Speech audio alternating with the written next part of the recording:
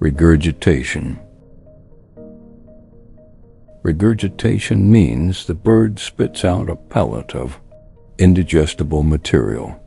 In bee eaters, it refers to the expulsion of indigestible parts like hard exoskeletons of bees, dragonflies, wings, legs, and stingers. These are compacted into a pellet, which the bird spits out through its mouth. So to stay healthy, the bee eater regurgitates the indigestible bits usually once or twice a day.